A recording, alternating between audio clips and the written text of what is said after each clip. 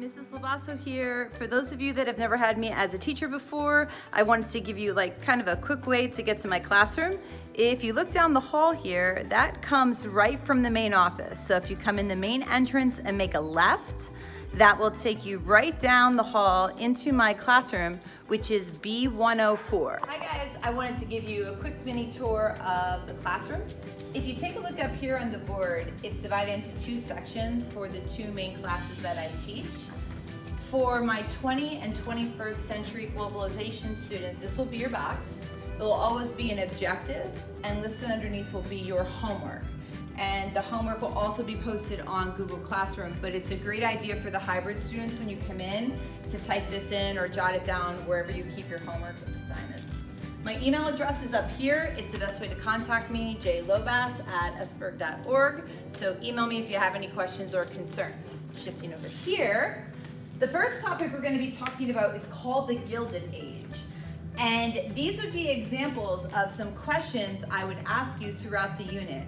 The class is designed not to be like this giant trivia game, but to get you to learn some information and then find a way to apply it, not just to the time period, but to today. So here are some examples. Number one, what does gilded mean? So think a little bit about what the word gilded means and how it might be applied to the time period we're talking about.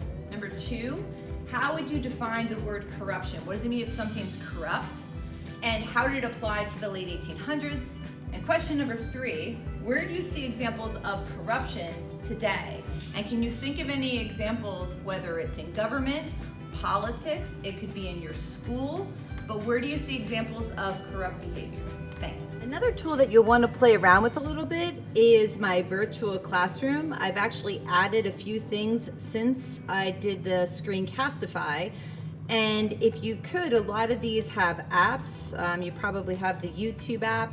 If you don't have the Flipgrid app, you should download that. Google Classroom, you should download that, along with Google Docs, Google Sheets, Google Drive.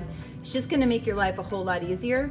Also, you can play around with some of the different icons and pictures because they will take you to different links, okay, that you might need. So if you have time this week, it would be really, really great if you could check out the site, and if you have any questions, let me know. Guys, I cannot wait to see you guys in person and get to know you.